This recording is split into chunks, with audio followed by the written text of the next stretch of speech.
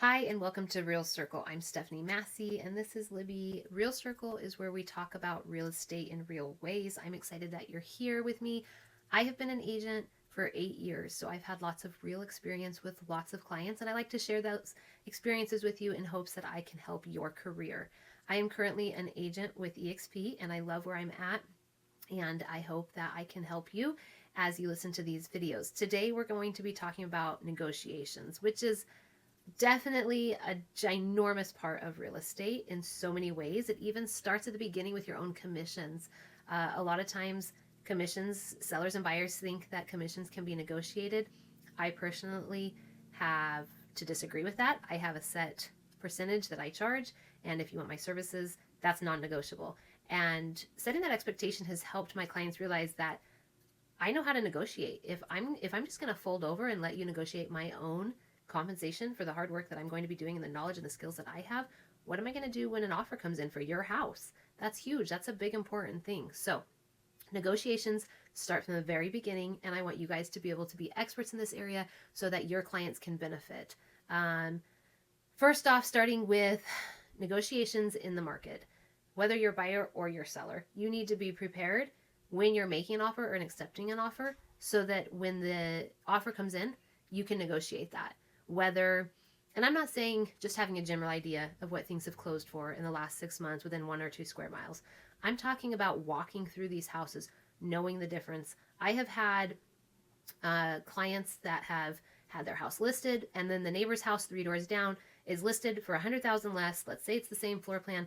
I go walk through that house. I see why. Why is it listed $100,000 lower? So that when an offer comes in low on ours and they say, well, we could just go next door and we could offer that. And then I say, well, and then blah, blah, blah, right? Obviously, I'm prepared. I know why that house is listed $100,000 low. There's probably a reason. And if I am ready to negotiate those terms, I will have the upper hand and I will be prepared for my clients to get the best thing that's best for them and their sale. So, making sure that you understand and know and are prepared for negotiating the market around you and the reasons why is huge. I think that's a very important thing to do. Even as a buyer's agent, I make sure that we do explore the neighborhood, compare floor plans, lots, everything like that, so that when I submit an offer, there's a reason and a why that I can present to the other agent, which helps. I think it definitely helps explaining that, and it helps the other party to come and see those terms too. Another tactic that I love to do in negotiating is opening the communication with the other agent. There's always going to be somebody else on the other side, and knowing and understanding where that agent's coming from for their clients is huge and so important. I can't stress this enough when I say we as agents are working together, not against each other.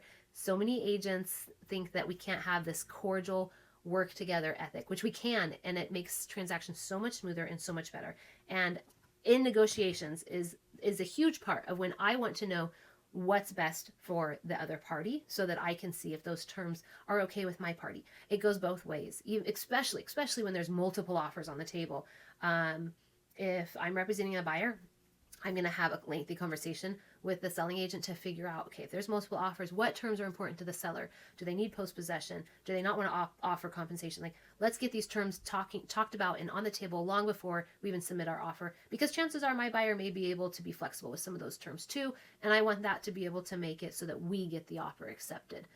The other thing with negotiating, which I can't stress enough, and I wish ethically the real estate world understood more the importance of telling the truth. I absolutely hate when I suspect or find out that an agent has lied. Don't tell me there's multiple offers when there's not multiple offers. If you have multiple offers, great. Let's work through this. Let's negotiate. Let's see what happens. But don't tell me you have multiple offers when you don't. It can actually hurt the seller a lot of times. One time we were in negotiations. We had a strong offer coming in, and the agent said, "Oh, we have multiple offers coming in, multiple offers," and that's great. So guess what? My terms included proof of the other offers with an escalation clause, and then it came down to that agent not having the proof for the escalation, and my buyer was able to still get the house, but certainly at a lesser price than had there had been multiple offers on the table. So please tell the truth. It makes things go smoother, better, and we're talking about people's money and big life decisions. We don't need to be lying about it. So anytime I'm negotiating, I try and be so truthful that doesn't mean that you have to disclose things or not have the best interest for your buyer, but you don't have to lie about things. You don't have to make it not what it is. So definitely remember that. If there's anything you take away from this podcast, that would definitely be tell the truth. The other thing that's very important when we're negotiating is knowing my client's what I call walkaway point. Usually in real estate, either a buyer or a seller has a point where they're like, no, it's not worth it. I'm not going to pay that. Or no, I'm not going to accept that. No, I can't afford that. I like to know that point when I'm negotiating because, again, this goes back to being truthful. I can be truthful at that point. When the other agents communicate with me and saying we're going to count this, I can say honestly, no, I know my client will not accept that. You will have to be higher or whatever it is.